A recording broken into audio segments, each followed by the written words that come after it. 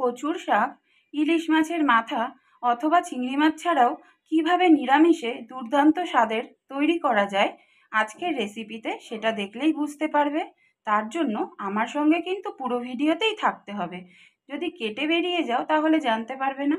দেখে নাও কি সুন্দর করে নিরামিষ এই কচুর শাকটা আমি রান্না করলাম। এদেশীয়দের খুবই প্রিয় একটি পদ আজকে করে দেখাবো, সেটা হলো কচুর শাক। তার জন্য কচুর শাকটা খুব ভালো করে কেটে বেছে ভালো করে ধুয়ে নিয়েছি। জলা জমিতে হয়তো অনেক সময় গলা ধরার ভয়ে কিন্তু কচুর শাক লোকে খেতে চায় না। ফোড়নের জন্য একটা শুকনো লঙ্কা, তেজপাতা আর সাদা জিরে আর কাঁচা লঙ্কা নিয়েছি কয়েকটা চিড়ে, 1 চামচ আদা বাটা, নারকোল আর ছোলাটা 2 ঘন্টা মতন জলে ভিজিয়ে রেখেছিলাম। প্রেসার কুকারের মধ্যে কচুর শাকগুলো দিয়ে নিচ্ছি, অল্প একটু লবণ দিয়ে সেদ্ধ করে নেব। ছোলাটাও একবারে দিয়ে দিলাম, সেদ্ধ করে নেব। কড়াইতে অল্প সর্ষের তেল দিয়ে দিলাম।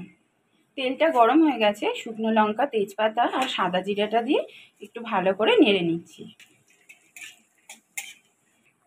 চিরা কাঁচা লঙ্কাগুলো এই সময় দিয়ে দিলাম।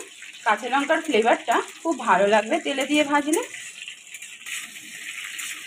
এর মধ্যে কুচো করে কেটে রাখা নারকেল দিয়ে দিলাম। একটু ভালো করে লাল লাল করে নারকেল কুচিগুলো ভেজে নেব। অল্প একটু হলুদ গুঁড়ো দিলাম। নারকেলটা ভালো করে ভাজা হয়ে গেছে, আদা বাটা 1 চামচ দিয়ে দিলাম। আদাটা খুব ভালো করে নাড়া হয়ে গেছে। এই সময় গুঁড়ো মশলাগুলো দিয়ে দিচ্ছি। 1 চামচ হলুদ গুঁড়ো, ধনে জিরের গুঁড়ো দিয়ে দিলাম 1 চামচ। অল্প অল্প করে জল ব্যবহার করে মশলাটা কষিয়ে নেব। কচুর শাক আর ছোলাটা একসাথে যেহেতু সেদ্ধ করেছি, দেখো খুব ভালো করে জলটা আমি বের করে নিলাম। মশলাটা খুব ভালো করে কষানো হয়ে গেছে, এবার আমি সেদ্ধ করা কচুর শাকটা দিয়ে দিলাম। এই রান্নাটা কিন্তু কোনো জল ব্যবহার হবে না। তেল দিয়ে দিয়ে অল্প অল্প করে কষিয়ে কষিয়ে রান্নাটা করতে হবে।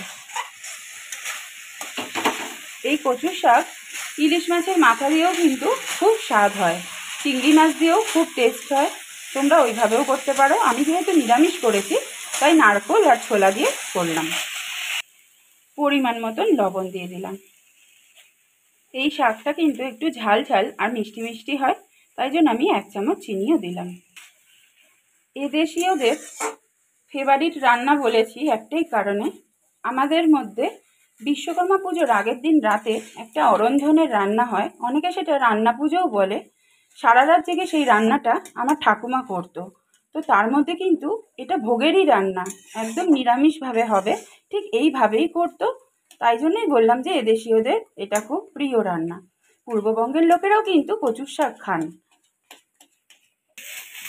অনেকক্ষণ ধরেই কিন্তু নেড়ে নেড়ে কচুর শাকের মধ্যে যে এক্সট্রা জলটা আছে শুকিয়ে নিতে হবে, না হলে কিন্তু গলা ধরবে।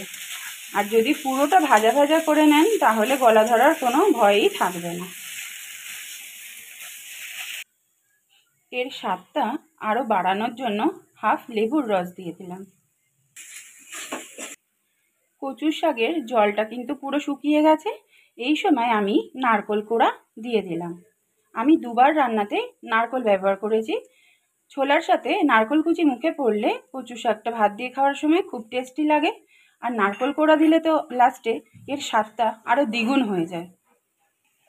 নিরামিষ কচুর শাক আমার রেডি হয়ে গেছে। রান্নাটা ভালো লাগলে কিন্তু লাইক, কমেন্ট, শেয়ার করতে ভুলো না। সাবস্ক্রাইব অবশ্যই করে দিও। আজ এই পর্যন্তই আমাদের রান্নাঘর থেকে। খুব শিগগিরই আবার অন্য একটা রেসিপি নিয়ে দেখা হচ্ছে।